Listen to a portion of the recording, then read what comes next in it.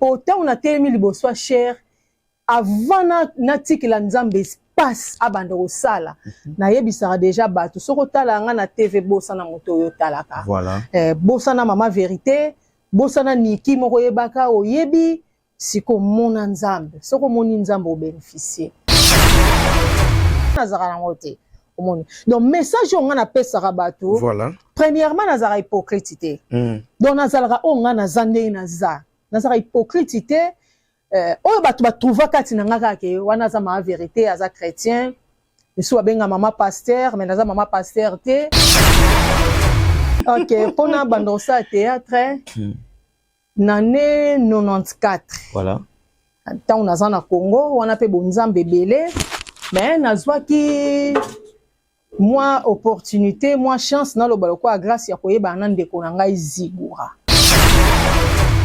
oui na kati na groupe Karmas to tournaka film moko voilà wana tango na étoile za chef à répétition to tourna oyo nini oyo nini ngo pe na jouer na principal na jouer camarade ya étoile na présenter émission na ngana ya babasala nzambe OK na babasala nzambe batata nyonso ya mboka oyo batata nyonso ya mboka oyo balekaka na ebonga ya 100% bonzambe vous a représenté et pas ya ngamoko voilà alibumu ya mama na yebaki te zokande nazalaki na Yesu okobotama na ngai na bima na ye longo nakola pe na ye tomesana o message on a passé pas bateau premièrement ça non o bateau ba omona te voilà vérité makese lelo na to benga to solaka yo est-ce que lelo revendre pe bolobi en tout cas théâtre pe singa pe mo loko mo ba avantage mo pe na monde théâtre wana penza soko lobi ba avantage ezate même nzamba osepela nango te théâtre ezate na ba avantage o sepesi biso na bandi pena théâtre kalaté na ngola pena kalaté no bandi yango na 2015 nga moko soko talinga moko so ezaki pona bato lelo déjà ngo za na église na yo te na banga makambo makasi na banga ka mama nanga tuna nga mama pasteur nanga siko pona ninga bi mama omoni de na lingaka na zala siko nazongo na soki eloko bon po nzambe na alobi te na oloba na nonde bato baloba po so nzambe alobi na ko exécuter vrai ou faux que mama pasteur basela rozua fort il y avait des gens qui vrai à l'époque. Quand passé. Ouais, ça on a passé. Bando ben à la séduisante.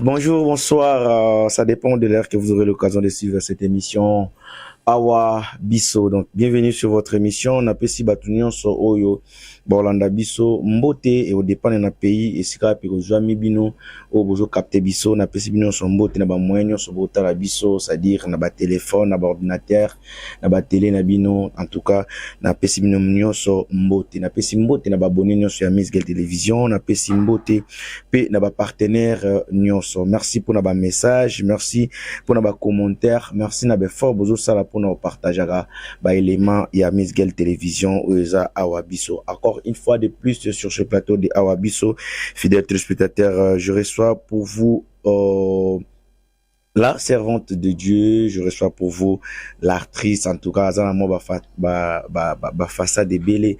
Donc c'est avec lui qu'on va parler de tout sauf rien, de redécouvrir Oyo Azali à travers cette émission Awa Biso. Encore naningina signalé pesus na bande konyon sonné en loba qui l'autre fois vous avez besoin de faire des publicités, besoin de conférence moko, besoin de mariage, besoin d'anniversaire, c'est-à-dire invente nyonso o bozana besoin ya filmage ya reportage bo hésiter te kobenga équipe ya Miss Girl Télévision toza mieux placé pour na ko rendre bino ba service ya bien publicité à maison moko et la maman obimisi sikoza bezo lobelango et puis ba musicien oza bezo ça ba promotion ya ba clip na yo et tout consort n'hésitez pas de nous contacter pour que tout ça musala bien en tout cas on a participé déjà merci et bonjour na ya Roby Visor oyaza sponsor na biso merci à Roby Visor pour vos soutiens merci aussi à Aimé Diatman en direct de Congolaise en tout cas vous êtes belé tous les amis de Congolaise n'a possible non beauté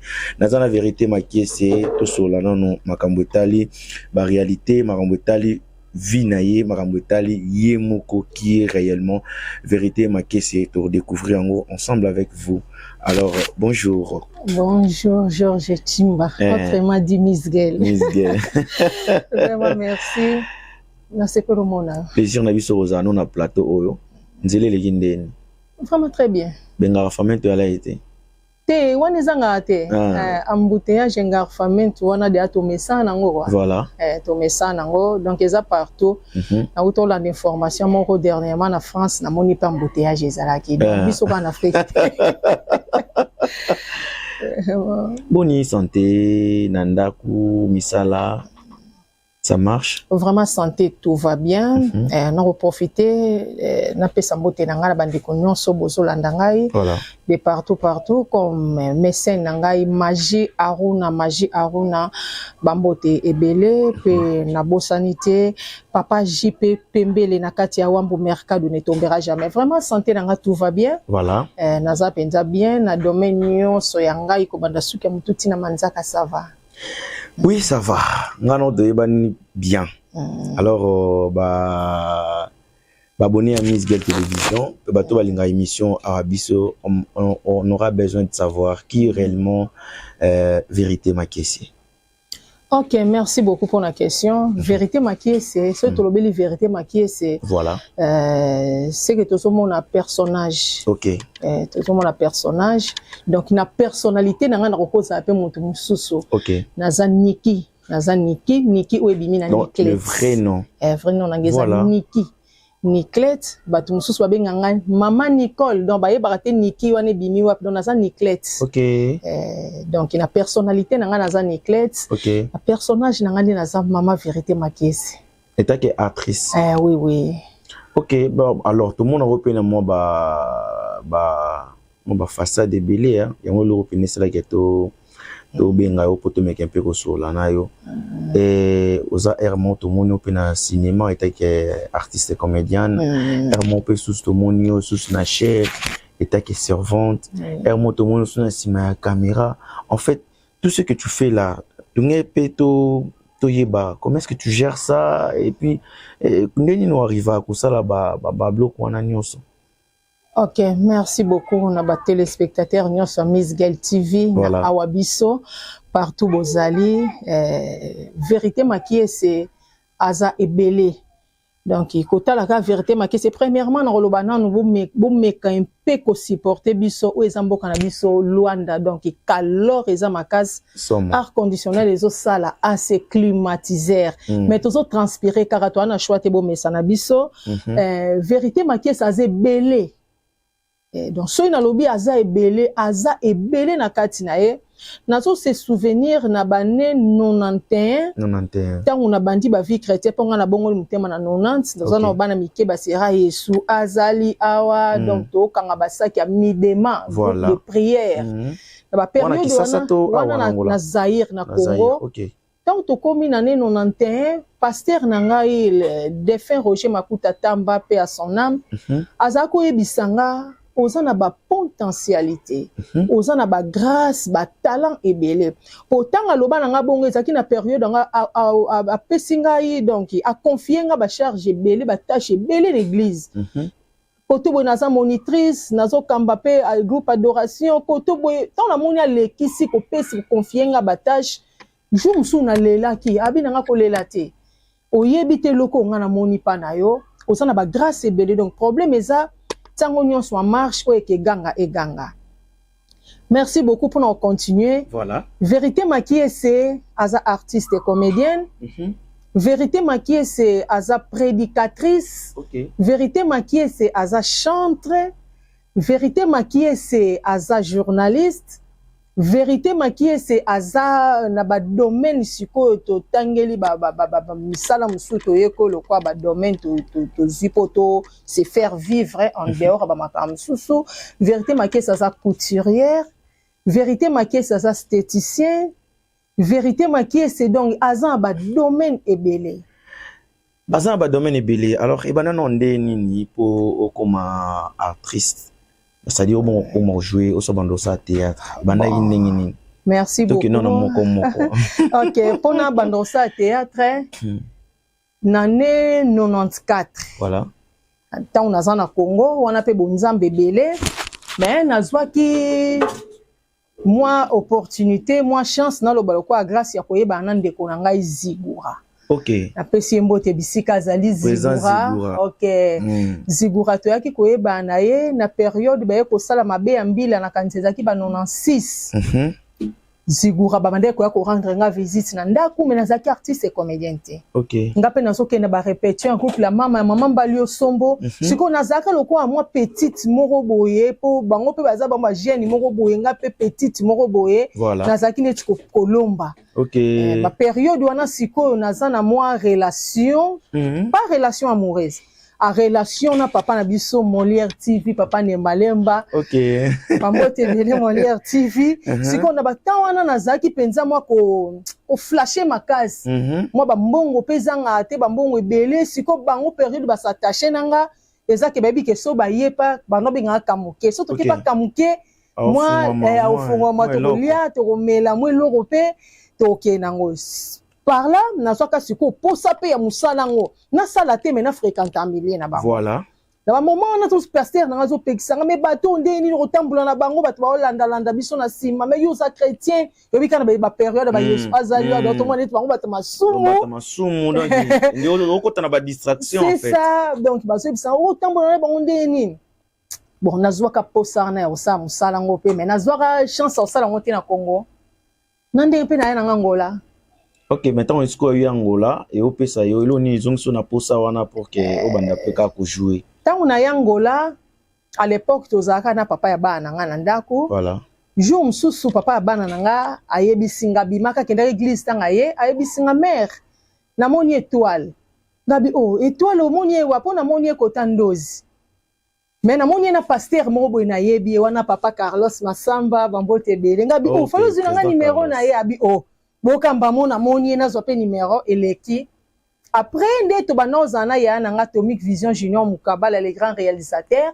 Atomic pe ko betela nga lisolo abi amenazaki na étoile ba yaki na ndaku to sala mo ba makamoko boyenga bi oh justement na olukai. Atomic Vision pe senga numéro étoile na bengi étoile ndeni na oza mboka obandi masolo habité. Mais naza chef ya groupe na groupe Karmas et pas ya président Carlos Masamba ngabi sava na oyanga pe na kota na bandaka nde wana. Na groupe Karma c'est pas président. Et ça bien pas filmé au tournant et ça l'a peu moins impact. Ah oui. Na groupe Karma to tourna ka film moko. Voilà. Wana ta wana étoile za chef à répétition to tourna oyo nini. Oyo nini ngo pe na jouer na principal na jouer camarade ya étoile. Les a pe film mo kangaka. Voilà. Nga moko na tambula na ngona ba province tu ya mboka oyo na teka film wana toka ekanga. Wana to travailler na to jouer ka oyo nini. Après, nous avons permis de continuer ensemble et de continuer parcours moussous. OK, na parcours moussous on de continuer qui jusqu'au vous en a idée à combien de temps Ezoaki car pas même moi pas même moi ce qui ba un mois c'est que ba 2 mois koka été na kokabwana wana après les étoiles et botamaki. OK. To question les étoiles et botami OK na hote. Ko kenele les étoiles. Na kei. Ona étoile to komara lokola otala ye otalinga na mona isiko anatika la pa pasteur. Mon mobile na nga yebisinga na pesa onzela papa bana nga à l'époque ayebisinga na pesa ki onzela po groupe ngo eza ya pasteur yo pe logo ozaka mi makamwana na pesa loka bakabwani soko oza pa pasteur te c'est que tika yaki ko convaincre ye kaka na yebisa na confiance na nga yo yebinga nani na kendaka na ngai tokene étoile na ndenge pe to continuer musala. Alors on va continuer musala tant on évoluer ensemble na étoile. A permettre au katika quand même continuer malgré loin déjà pas pasteur katika ka continuer musala non. Oui, na continuer musala sans problème. Na PCP Pembote bisika za na Congo RDC Didier Ngoma wana papa bana Didier Ngoma na PCP Bambote a permetaki na samsa na ngai ndenge pe to continuer ki na kata les étoiles to sala ba film ba 4 et 5. OK. Ba 4 et 5 films Maman prophétesse ba Sosola Enfant des stars ba Etikali donc nyonso pe ganga kaka. Maintenant comment est-ce que tu évolues au sali groupe na yo moko ou soit tu Ufana noka bongo parce que maman étoile la zonga na déjà kinia. Ah oui. Et puis président Carlos CP Azarasus na groupe T, et moi décidé qui atika no mambo ba mais groupe na ezo évoluer bazo continuer. Ngape na saka groupe na ngai groupe La Vérité, na kata groupe La Vérité pesa ba film on na salaka mais na mona ka makambo eleke belé donc mema oyo s'occuper pe na ndaku bana na mona ki makambo ezebelé trop na suspenda groupe. Ndena comment on travaille na ngana nzonzi ndo suspenda groupe sko bana basuka ndeni te groupe na ngala La Vérité na sangisa pe na mingi bana ba yeye kolate. OK. Na zalaka na bateau déjà bazalaka déjà o ba yebi déjà ba travaillaka Lindalala Miché azaki hermo ko sunga biso comme chef à groupe papa Makengos yeto zani pambali osombona la mama yepa zaki wana ko sunga na ba répétition donc nazaki na bateau baza déjà nazaki pe na ba pasteur loko ba beka groupe La Vérité ma vérité zo sala ba film moko éducatif et ça na ba leçon spirituelle nazaki pe na ba sala nzambe o bazaki na groupe oui. Bien, sikoyo nenge o joano c'était tout sur des groupes et vanda na ngobongo on se plonger qui beaucoup plus na domaine nini. Bon, nga soko talinga na domaine moko ezelo pasi. OK. Po sozo zelanga na domaine nga za koto yo. Na pesi na mbote na mama na ngai yo azo encadrer ngai mama pasteur Raquel Blancy Christovan. OK. Nazo évoluer na makamanzambe, nazo évoluer pe na be mission na mama 100% bonzambe. Batu nyonso bolanda mama 100% bonzambe na VMAC TV bolanda na ba différentes chaînes na présenter be mission na nga na yamba basala nzambe. OK. Na yamba basala nzambe batata nyonso ya mboka oyo batata nyonso ya mboka oyo balekaka na ebonga ya 100% bonzambe. Naza représenter pas ya ngamoko. Voilà. Wana domaine na ngamoko. Naza pe na bémission na présentaka ya dialogue des sages. Wana eza social ya mbabatu nyonso. Vraiment. Wana ya mbabatu nyonso. Mais siko epesanga mwa pasi po naza pe ka ngamoko. OK. Passe na sens nini po na kokabola tante mais au moni temps on a tiré dialogue des sages. Dernièrement na utoro yamba ambulance. OK. Ambulance na utoro yamba prince d'Angola. Au moni naza pe na ba rigimate. OK. Ya côté ya musala wana. Voilà. Donc ozo poser question moko omona batu ba hotela te oyo ayengi makambo te. Donc nazo s'attendre na réponse na ye po pesa nga sous souffle ya question. Donc dialogue des sages pezali ezate ke bango ba keseni nga pe naza boete. Voilà. Ezake na fréquentable penza mingi milieu wana te. Voilà. Nazo pe na tenter na landela prince d'Angola. Kutunga mona zaki surpris prince d'Angola tant na poser ka question crini no boira na wenge maison mère. Tanga zo bisanga kara diemba tozo ngamona sa mutima bi oui ça va payer.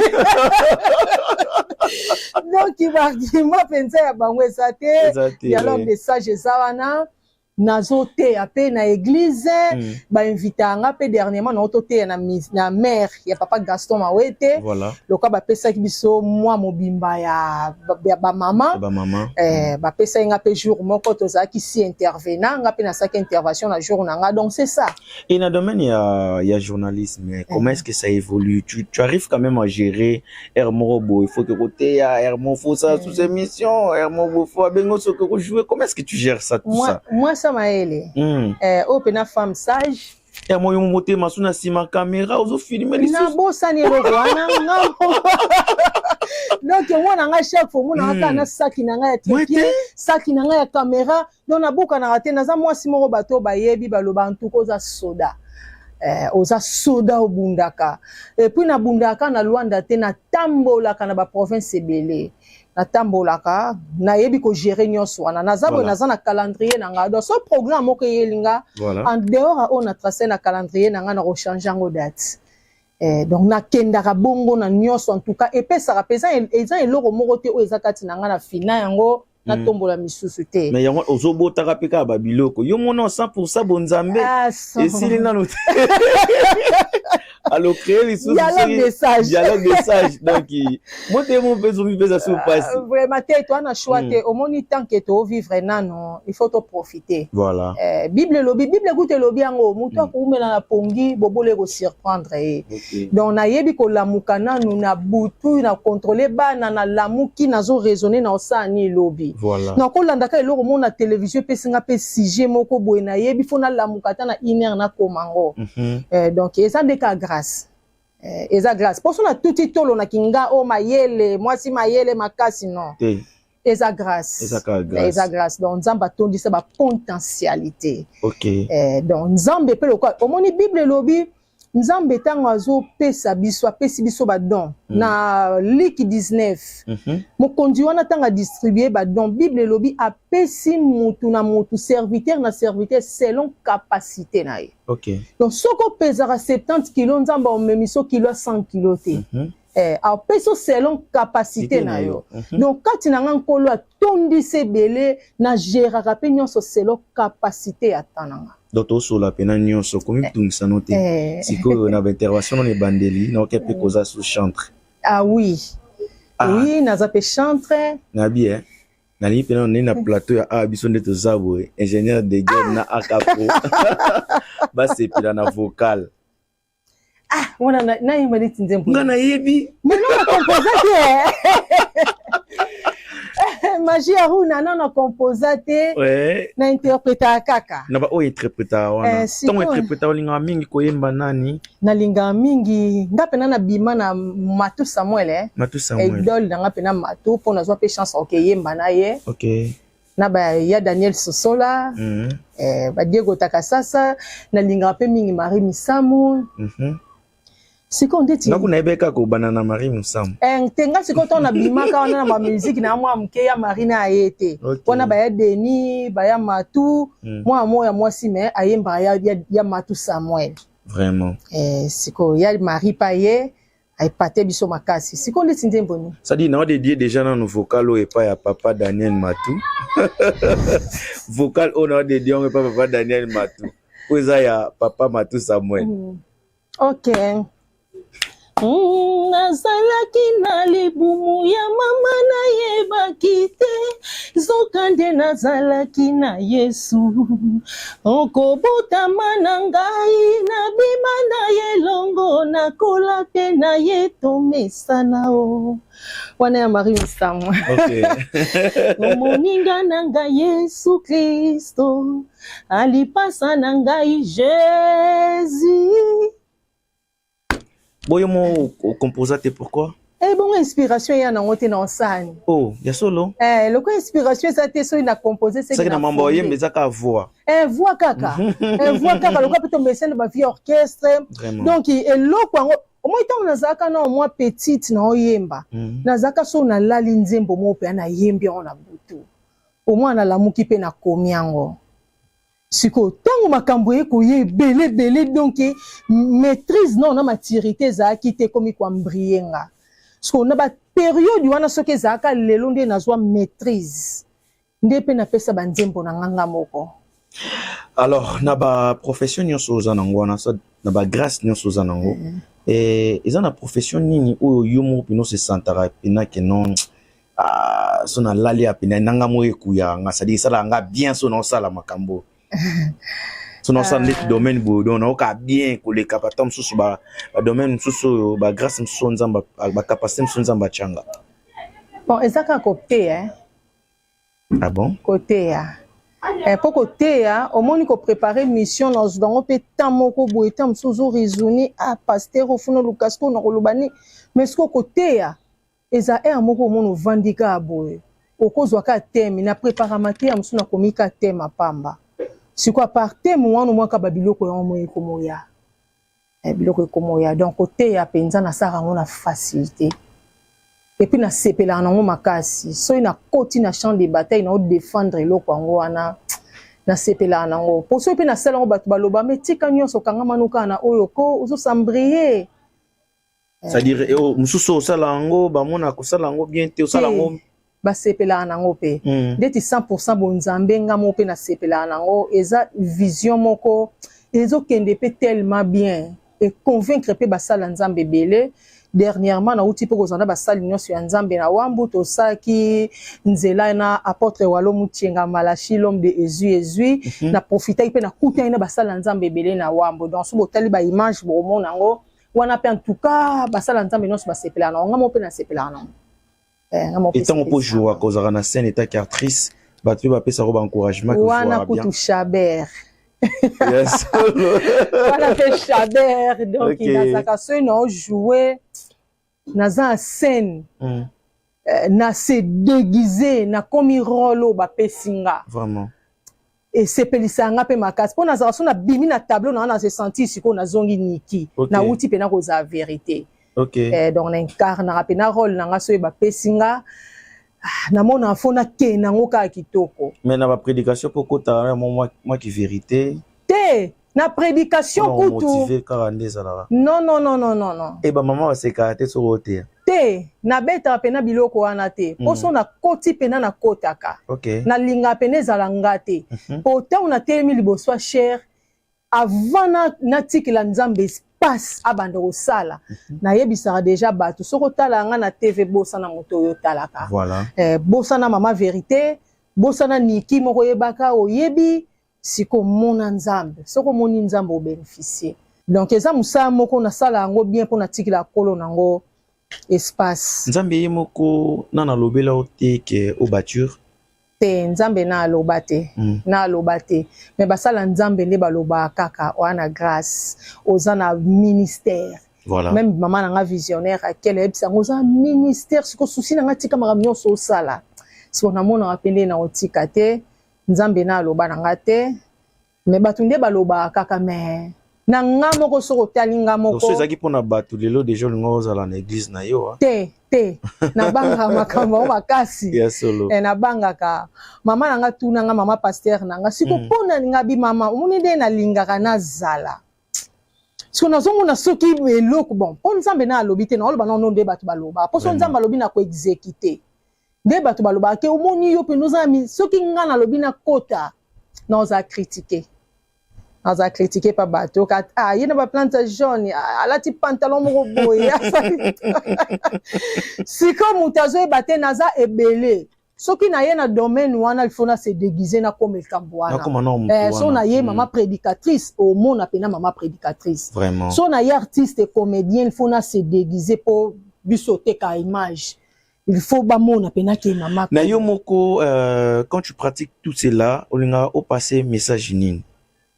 Est-ce que bazala ba hypocrite est-ce que message nous pas ça en pas ya batu autant soit kanisa ko bondo utukoloba merci beaucoup message on a pas ça pas batu premièrement ça non o batu ba mona te voilà nazo zonga kana tangu na zalaka nanu moi petite fillette voilà. Na bongoli motema na 90 na moi mukie nazo servi nzambe tina koma ba 16 ans ba 17 ans ba 18 ans na yebi mobile te mais batu balobaka ke ser wana bongola motema te yeba ke ser na ko banga nzambe na ko banga nzambe tant baloba no ko bongola motema to mona eleliso eswayo pourquoi aza derrière ba modes na kataka suki mikuse na taka teinture a défonaté plaquage mais ko banga nzambe belé na période on a kutuna so na prier na o sepela na kufa mona zo banzambe na kufa ko ya sans eloko ya sans likambu na vivre pe bien na zo banzambe so molimo na ngako oui mais la so zo molimo na ngasiko lo la kutu ya si no no kitoko mais ce que batu bazo jijenga na yebi en face na biso ponga na colline église mais église ezaka pembe balabala ma ona pa na biso en face na biso camarade dikande to bota makato okola na nouche na pesi mbote yaza pe témoin vivante na ngaza na Petrangol mama na bango to tanga na nouche école mo maze bisanga ko tambola na nikite andumba mwana ana mais entre temps école nga na bi na nouche mtana faux vie nga kutu makambo na zaka na ngote komoni. Donc message on a pesa rabato. Voilà. Premièrement nazara hypocrite. Donc nazara on a zande naza. Nazara hypocrite. Oyo bato batrouva kati na ngaka ke wana za ma vérité aza chrétien. Yesu abenga mama pasteur mais naza mama pasteur te. Donc il n'a pesa rabato on a zana. Bien, les amis poto solo la yo, on est plutôt iba moi mukie maman vérité, ça va permettre biso to tuna. Avantage. Maman vérité, au bêtis solo ya papa ya bana, vous êtes toujours marié ou soit vous êtes femme seule. Maman vérité, aza femme mariée te. Ok. Aza femme mariée te, mais mère des enfants. Ok. Mère de 4 enfants. Donc, tu as le présentant d'émission dans le braquet. Vérité, ma c'est 4 fois maman. Ok. Donc, bah, ça va fouiller en train d'engager. Bablo quand ils ont la roté, moi bon. Oté ya ba maman soit ba couple qui baza ba marié mais o toucher ba point mo bo o yo mo pe bazongi c'est la ko nango. Yo yebisa biso boye bongo yo mo kutu. Non, ils ont gâté pour et arrive à té. Pour ma vérité, amour te ba via mo ya biso baté. Voilà. Donc naza fille femme mais moko na se respectaka. Soko lukanga na ba angle na ba carré moko ko sala ta 10 ans 20 ans mo na ngate. Donc naza rappelé exemple à suivre. Naza exemple à suivre. Donc son on peut ça mutu message moko donc et convaincre abat. Et convaincre. Donc ba yebi kaza na hypocrite o yaza yango to mo na kaza modèle. Mère de 4, nous avons fait au Kabasi, Tomi Bali pe bazali. Naza na 3 filles, garçon moko. Aza déjà na 9 ans, zo atteindre 10 ans, Moussala Nzambe pe prophète Joyce. Oh. Prophète Joyce. Soka lobino likambo o te masuka mutu. Apesa nga pe mama te ya so na préparer maté ya so tali na chaîne nga ya suka. Apeka mobali ye moko. Oh. Azapeka mobali ye modo mosali ya Nzambe même na l'église babenga ka prophète. Soka pesi prophétie correcte. Et puis savant. Oh, on essaye banike aza prophète dans mosala Nzambe. Et puis savant. Na misato batikali soki mo na bango wa biso ke na za besoin ça ne pe théâtre so. Na kuto sisi question te na boyi. Na boyi. Na boyi yango. Na boyi misato na batikali baza basi. Quel bosso my love. Asa de ana 23 ans maman ndaku yo na camarade na ngali pasa na ngai na baleki na ye ya mi balaza 20 ans ya mi sato wana siko blessing à 13 ans parce que mutu na kotisa ka trop na théâtre ye donc so tali ba théâtre ne se joue kala blessing azanga ate. OK. Moko kwa mama top moko mwana Gabriel moko mwana étoile moko do ka sala tournoi. Parce que moi na ona nde mutu azana mwa ba idée wana.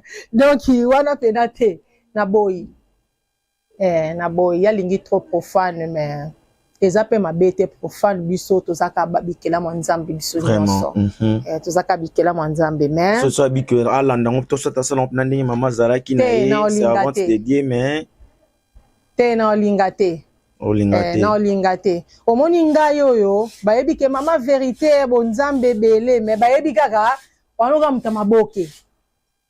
Au comprendre baby ka ozamuta maboke donc na olingate na olingate te po théâtre za mabete na olingate mais ça ba réalité ça les litan mususu oyo esala melaka awa na Angola ndeta mususu omona kaluka mwana okende pina balinema mo na olingate po esala ba réalité moko pe dans le sens que te ke po mabeza na théâtre po ngamo na katsa musalango donc loko na roboya po ko mélanger te. Peut-être moi nous en maîtrise t'es pas ça dans la grâce n'est talent musique voilà encore maîtriser t'es qu'à ça la côté c'est quoi briller donc azara ici comme théâtre était on a 10 000 fois répété théâtre était c'est-à-dire vérité ma question les lots na to benga auto sur la caillou est-ce que le lots vend pe bolobi en tout cas théâtre peut snapper moins locaux moi ba avantage moi pe na monde théâtre wana penza soko lobi ba avantage ezate même nzamba osepela nango te théâtre ezape na ba avantage o sepesi biso na bandi pena théâtre kalate na ngola pena kalate no bandi yango na 2015 et na 2015 2015 yo mozo basute na 2025 OK notre comité donc na 2015 donc kalate mais na kalate wana nzambe afongoli ba porte belé voilà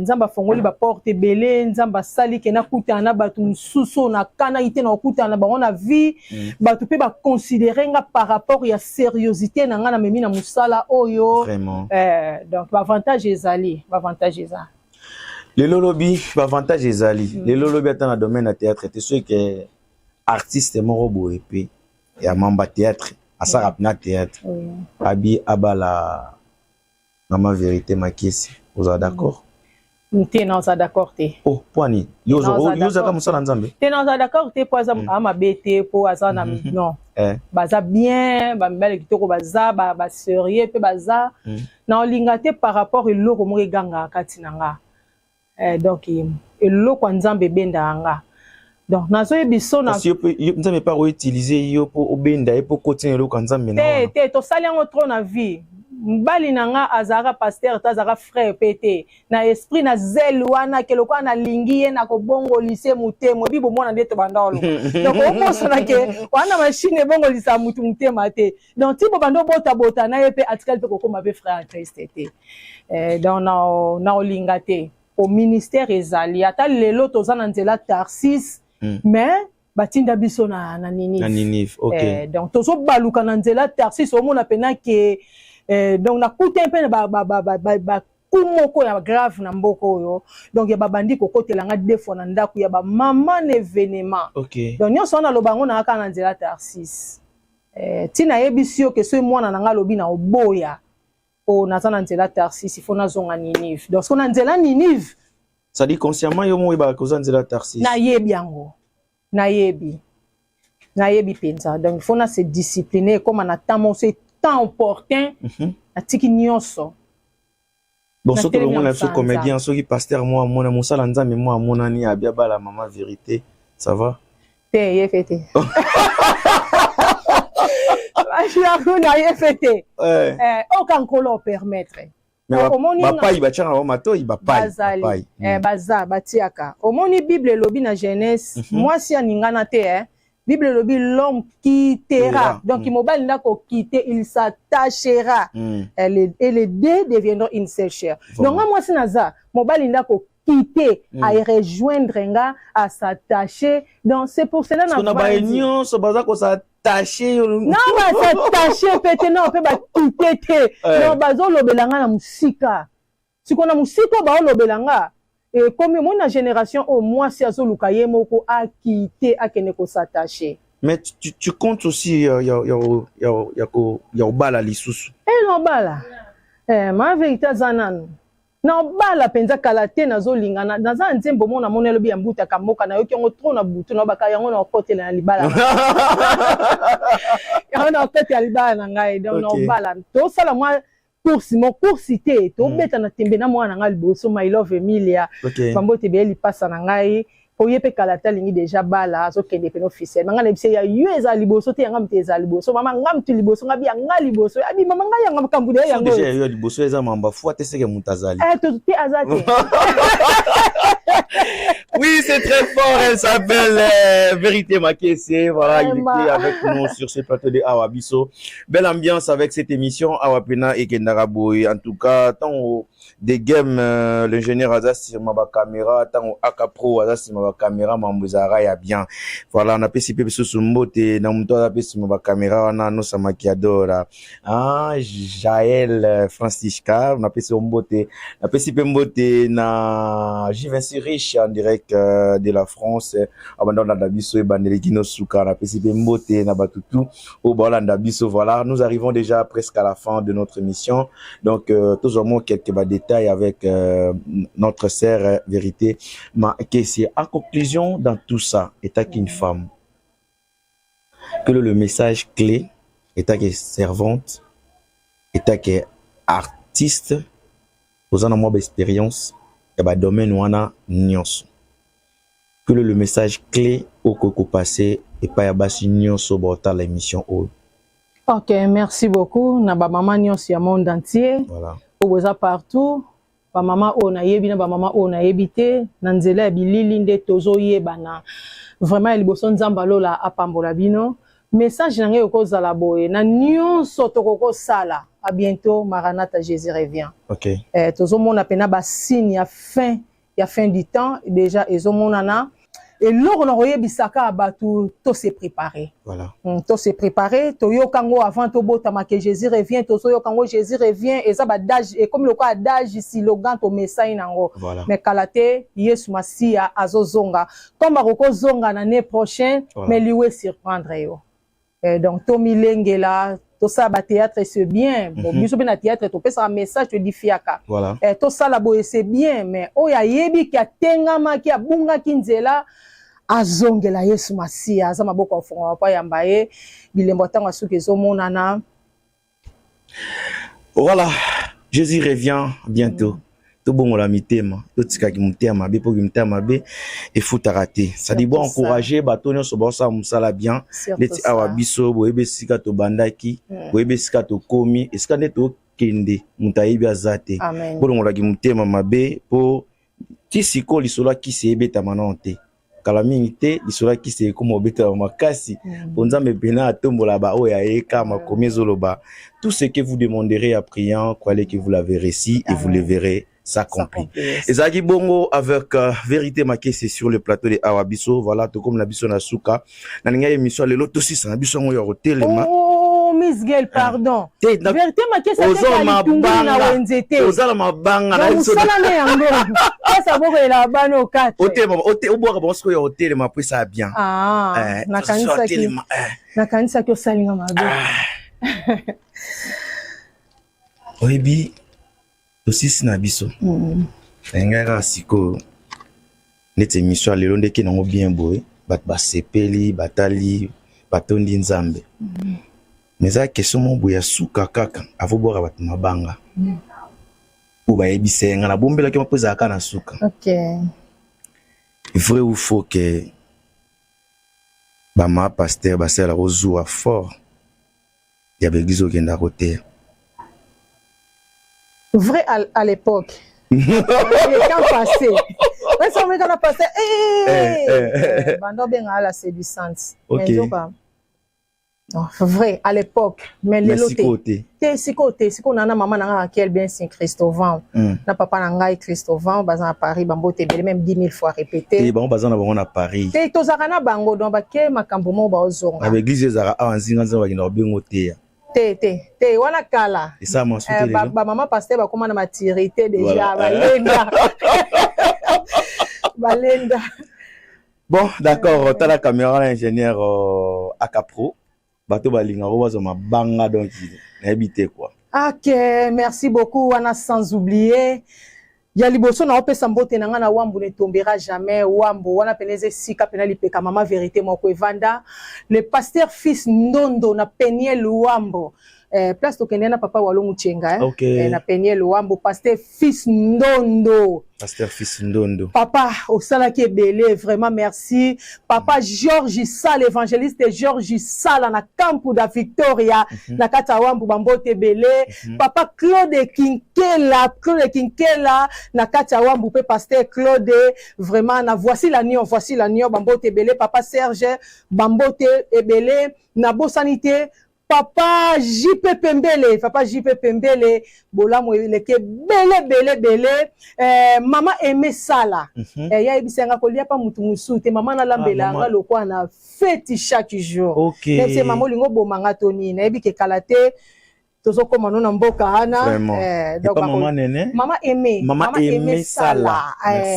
Maman pasteur vraiment maman aimé nga zelo wande na teme ko baku ki na poste comme betu na maman aimé vraiment maman va sola bien vraiment azamo sa évangéliste Georges Sala. OK makaba lokwa ya kowelela na mobali le katika ngabela yo katika ngamono okabela donc puta bango yana ba paquet tokoya mbote nanga lisusu lubangu ne tombera jamais dadi bitodi mwana ya mama nebi ki bosi beli suna bengi ko loba wa baleke bele Patrick Mamona nzamba parabolique na kata wambo vraiment yem tafuta hotel Patrick Mamona yem tafuta hotel Patrick Mamona donc vrai jeune à so la dollar papier mouchoir souviens-toi de moi Patrick Mamona bambote bele vraiment donc tozoya bozela biso avec leader apembe je t'aime kaninda tozoya wambu zela biso billet pardon na sisi nanga okay na liara na musalo ya na teka litungulu te billet maze na kwitu na wenda shishindo maze na zoya